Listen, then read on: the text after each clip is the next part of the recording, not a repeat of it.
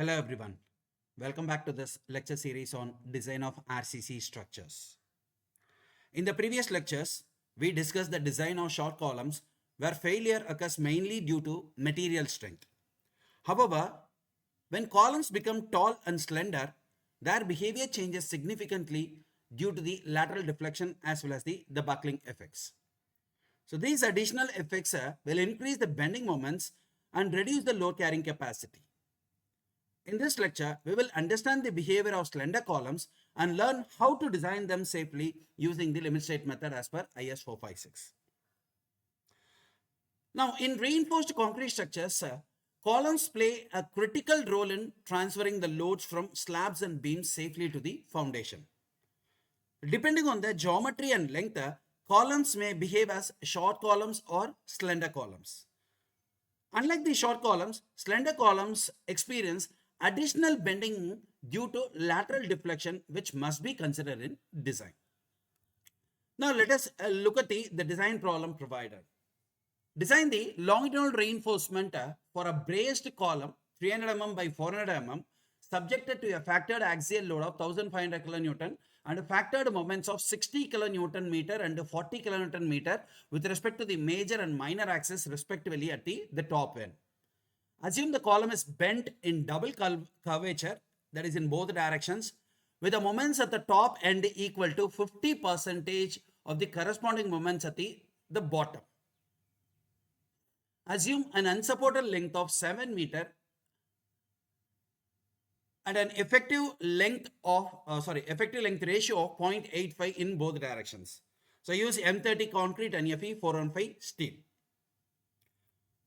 So this example represents a realistic building column such as those used in multi-story buildings. So here the key objective is to determine the importance of this example lies in understanding how column length affects safety and design approach. So the first step in column design is to determine whether the column is short or slender. Now, according to IS 456, a column is considered slender if effective length through lateral dimension exceeds 12. So this classification is important because short column will be designed based on axial load and moment capacity directly, whereas the slender column in which additional moment due to buckling will be considered. So that slenderness ratio directly affects the structural safety. Right. Here, the effective length of the column for which the factor has been given as a 0.85. So multiplying that 0.85 with the unsupported length of 7 meter, we are getting the effective length as 5950 mm. So this effective length depends on the end support conditions, degree of restraint, as well as whether the frame is braced or unbraced. So in this problem, the column is said to be braced, meaning lateral movement is restrained by structural elements like shear walls or bracing systems. So this reduces the effective length compared to unsupported length. Whereas even with the bracing, if the effective length is larger, slenderness effects become significant. So this highlights the importance of structural stability in column design. Now the slenderness ratio will be calculated in both directions. LEX by D will be getting that value as a 14.88 and which is greater than 12. And similarly along the Y direction, we are getting that value as 19.83, which is also greater than 12. If any one of the value is greater than 12, the column will be designed as a slender column. In this case, since both the values are greater than 12, the column should be designed as a slender column. Now, minimum eccentricity. So even with the loads appear concentric, IS 456 requires columns to be designed for minimum eccentricity. So this will account for construction inaccuracies or load misalignment or material imperfection. Therefore, pure axial load rarely exists in practice. So every column must be designed considering at least minimum bending, which will ensure the safety and reliability. So the formula being given in both directions as 1 by 500 of the unsupported length plus 1/30th of the cross dimension. So along both the X direction as well as in the Y direction. So the unsupported length is being given as 7 meter and the column size is given as 300 by 400. So along the X direction, we are getting that value as 27.33. Similarly, along the y direction, it has been calculated as 24. In this case, you can see the values, the minimum eccentricities are exceeding 20 mm. Therefore, the column will have the moment effect due to this eccentricities.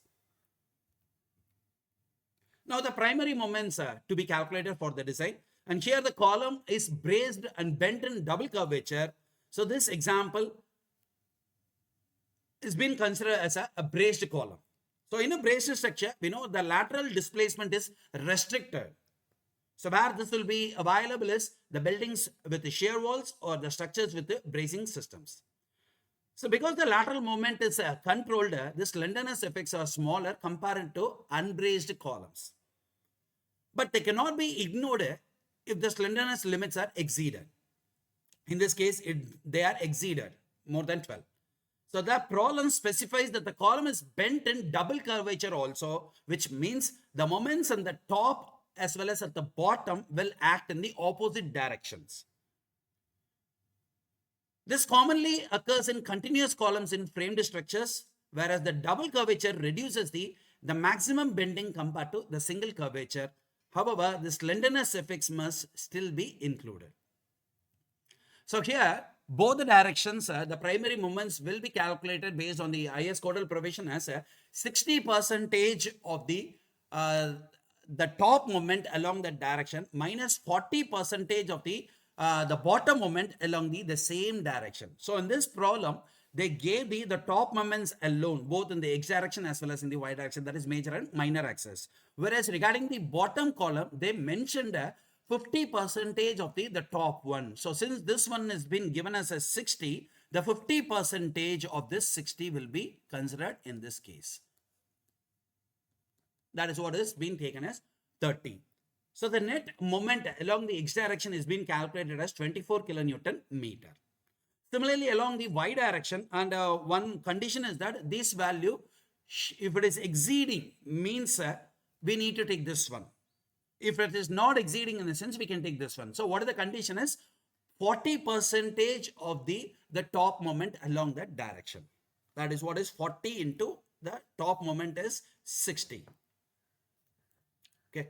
So similarly, coming on to the minor axis direction, the same calculations will be done. That is 60% of the top moment along the minor axis minus 40% of the bottom moment along the same minor axis. So there the top has been given as a 20. Therefore, 50% of top has been considered as 20. So we are getting the net moment along the minor axis as 16 kilonewton meter. And again, we need to check for 40% of this 40. That is, we are getting that one is also 16. So in that case, both are same. We can take any of these values as the primary moments for the design.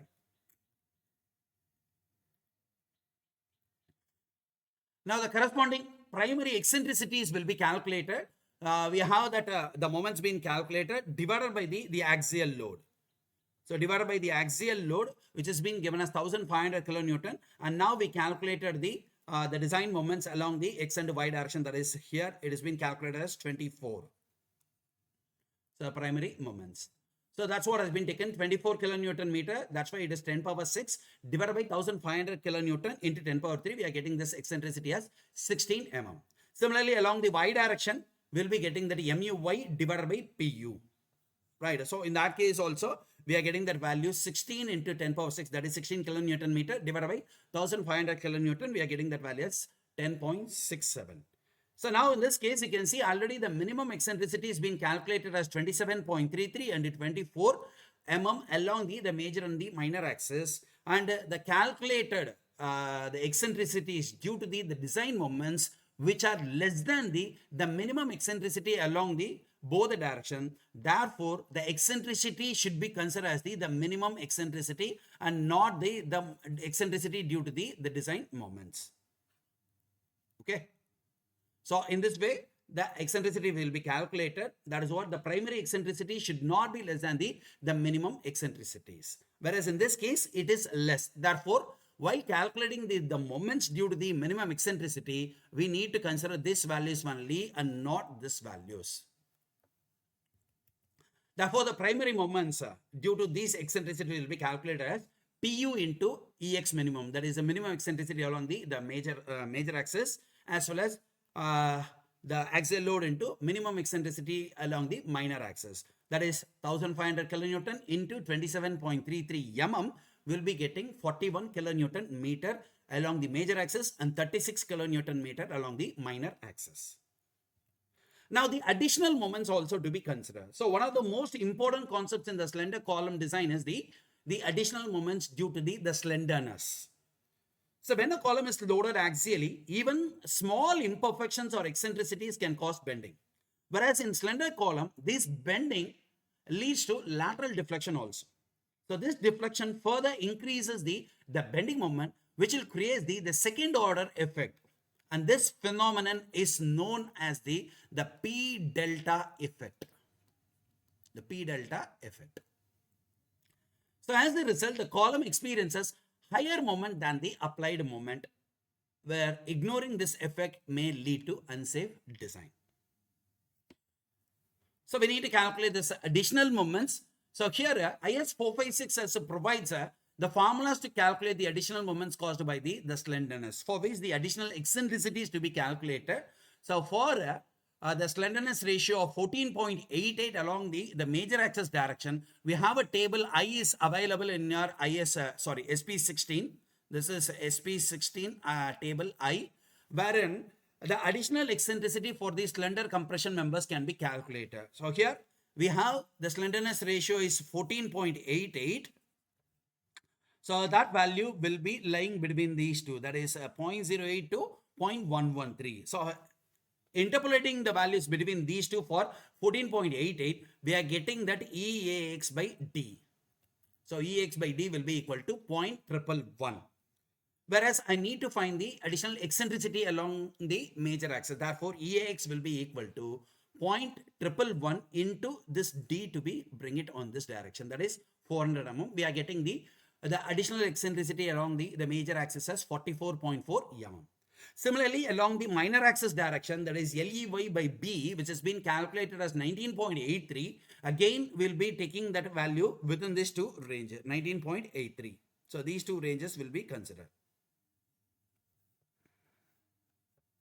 Okay, so in that case, this value will be taken. So this should be lying between these two, that is 0.181 and 0.2. So interpolating for 19.83, we are getting that EAY by B, which will be calculated as there is an error. This will be 0.197. Okay, interpolating between this 19 and 20 for a value of 19.83, we are getting that EAY by B will be equal to 0.197. And bringing this B on the other direction, we'll be getting the additional eccentricity along the minor axis direction, 0.197 into 300, that is the B value, will be getting that eccentricity as 49.1 mm.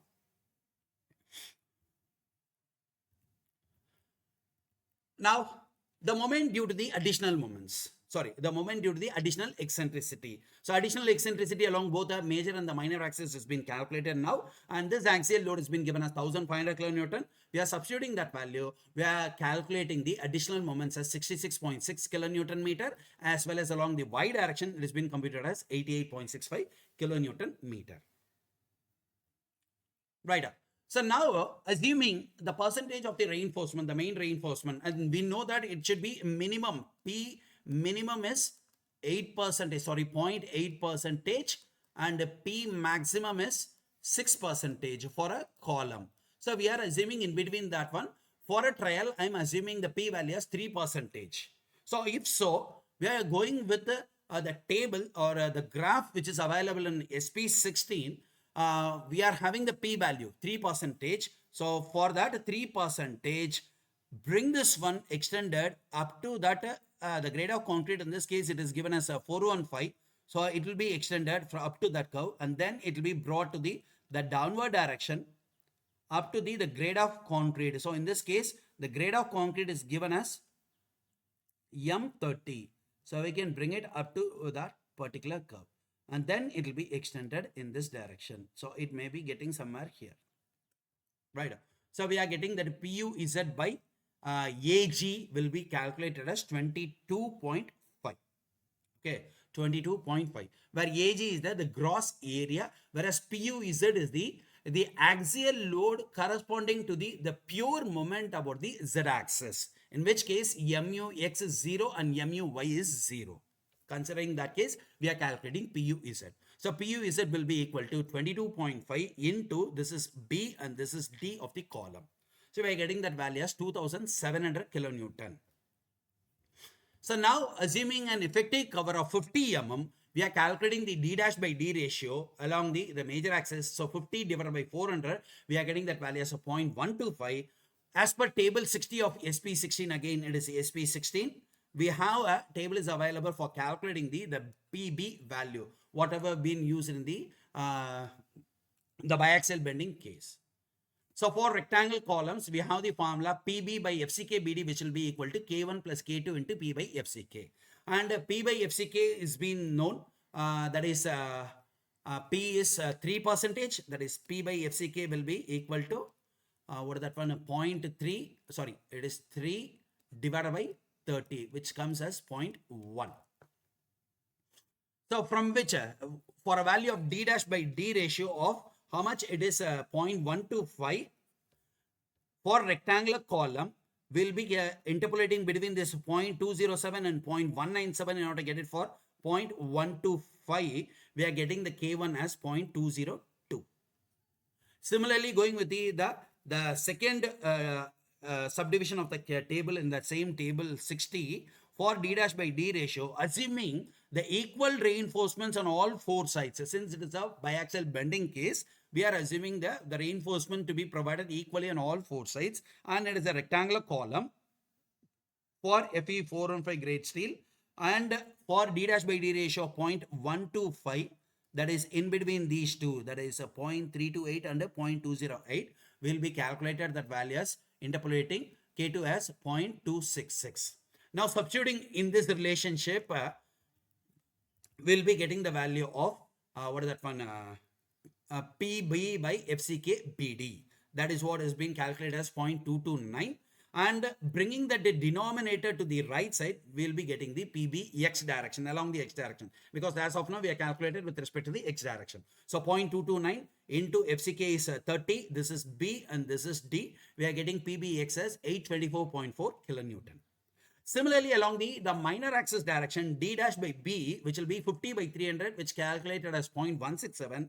And again, going with the same table for that is D dash by B of 0.167, that is same thing only, that is D dash by D only, right?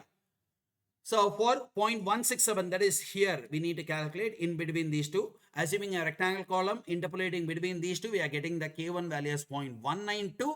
And similarly, the same rectangular column equally reinforced on all four sides with a D dash by D ratio of 0.167. So we will be getting between these two values. That value has been calculated as 0.144. And again, using the K1 and K2 in this equation, we will be getting the value of PBY, that is along the Y direction. Okay, so this is FCK, this is BD. We are getting the PBY as 741.6. Therefore, the modification factor can be calculated using the relation, which is PUZ minus PU divided by PUZ minus PB X direction, if it is for the X direction. So since all the values are known, substituting everything, we are getting the Kx value as 0.64. And don't forget, this value should be less than or equal to 1. And similarly, Ky will be equal to PUZ minus PU divided by PUZ minus PB Y direction, that is along the minus axis direction. So substituting that values, we are getting that value as a 0.61, and that is also been less than 1. Now these values to be multiplied with the additional moment. Therefore, the modified additional moments is MAX into KX. MAX has been calculated as 66.6. That will be multiplied with the KX of 0.64. We are getting the modified additional moments along the major axis as 42.62 kilonewton meter. Similarly, along the Y direction, it will be multiplied with the KY value, that is 0.61. We are getting that value as 54.08 kilonewton meter. So as per this IS 456, the total design moments will become the applied moment plus the additional moments. Therefore, the MUX total will be equal to the given design moment plus the additional modified moments, we are getting that value as 83.62 kilonewton meter. And similarly, along the minor axis direction, we are getting that value as 90.08 kilonewton meter. So this ensures that the buckling effects are safely considered. This is one of the most important differences between the short and slender column design. Now, assuming the reinforcement to be provided equally on all four sides, with P is been already assumed as 3, AAC will be calculated. That is the area of the main steel. That is P into BED divided by 100. So 3 is the P value which has been assumed. B and D is the cross-section dimension of the column, 300 by 400. We are getting AAC as 3600 mm square. And since we are going to provide the reinforcements equally on all four sides, let me assume 8 numbers of 25 mm dia bars with 3 bars equally on all four sides. Therefore, the AAC provided will be 3927 mm square. So for which the percentage of the steel provided will be 100 AAC provided by BD, which comes as 3.27. Actually, we assumed as 3. The provided reinforcements will become 3.27. So for which the P by FCK will be calculated, that is a provided by FCK, we are getting the value as 0.11. And next, along the major axis, assuming the reinforcements to be provided equally on all four sides, referring to chart 44 and 45 of SP16, and already we assumed the effective cover as 50 mm along the major axis direction, D dash by D, that is here, this is 50 and this is 400, we are getting the D dash by D ratio 0.125, for which PU by FCK BD, PU has been given, FCK is known, B and D are known, we are getting that value as a 0.42, and P by FCK for the provided value of 0.11, we are getting the value of MUX by FCK BD square as 0.12. And again, recollecting that one, we have a graph will be there, y-axis will be PU by FCK, BD will be there, y-axis will be getting MU by FCK, BD square will be available, and we'll be having a series of curves will be there for different P by FCK values. So for a particular P by FCK as well as for PU by FCK BD, we need to extend that one and we need to bring it downwards, and this value represents this one, MUX by FCK BD square. And since we are calculating with respect to the x direction, so we are putting that one as x1. So we are getting that value as 0.12. Now bringing the denominator to the right side, we will be calculating the MU x1 as 0.12 into FCK. This is BD squared. So we are getting that value as 172.8 kilonewton meter. Similarly, along the minor axis direction, assuming the same, equally reinforced on all four sides, and referring to chart 45 and 46, since we are getting the D dash by B ratio, that is 50 by 300 as 0.167, that is between, this is for 0.15 and this is for 0.2, that is D dash by D ratio. This is D dash by D ratios. Right. So taking both the values and taking the average between those two values, we are getting for PU by FCK BD of 0.42 and P by FCK of 0.11. The MU by FCK BD square has been calculated as 0.11. And since it is being calculated along the minor axis direction, we are putting that one as MUY1. So therefore, MUY1 will be calculated as 118.8 kilonewton meter, multiplying that 0.11 with the denominators. Now all the values are known as per we know that alpha n to be calculated, for which the condition to be checked. So for which PU by PU Z ratio to be calculated. PU is 1500 kilonewton and PU Z has been computed as 2700 kilonewton. So that ratio comes as 0.56. And we have a table which is given as if PU by PU Z is less than or equal to 0.2 means we have the alpha n as 1. And if it is greater than or equal to 0.8 means the alpha n is 2. So in our case, the PU by PU Z is 0.56. So we need to interpolate between these two for 0.56. We are getting the alpha n as 1.6. Now we know the relationship, that is MUX by MUX1 power alpha n plus MUY by MUY1 power alpha n should be less than or equal to 1. That is what is the condition to be checked in order to check whether the assumed reinforcements are within the safe limit or not. So here we have both the additional moments as well as the design moment. That's why MUX total is being considered. So as all the values being calculated, you can substitute all the values and we are getting this summation as 0.95, which is less than 1. Therefore, the design is safe. So the main reinforcements is over. Regarding the transverse reinforcement, common for all the cases, the lateral tie diameter will be calculated as a greater of these two conditions, that is 1/4 of the maximum longitudinal reinforcement as well as 6 mm. Here the longitudinal reinforcement is assumed as 25 mm, therefore 25 by 4, we are getting 6.25, and the second condition is 6 mm. So greater than this one, we are providing 8 mm lateral ties. Regarding the spacing, it should be less than or equal to the three conditions. One is the D, so D is 400 mm. Second one is 16 times the minimum longitudinal diameter, that is this one is same 25 only we provided, so 16 into 25 we are getting 400 mm, and the least case is 300. Therefore we are providing with the 300 mm. Therefore provide 8 mm lateral ties at 300 mm centers. So this is what is the reinforcement details, which is being provided with the 4 numbers of 25 mm diabars at the corners as well as 4 numbers of 25 mm diabars at the middle of each face, which has been provided with the 8 mm dia lateral ties at 300 mm centers, both staggered as well as the normal conditions. Okay.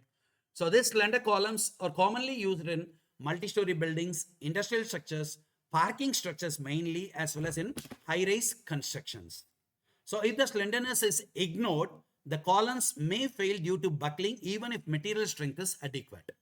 Therefore, slender column must be designed which ensures the structural stability, safety under combined loads as well as compliance with the design codes.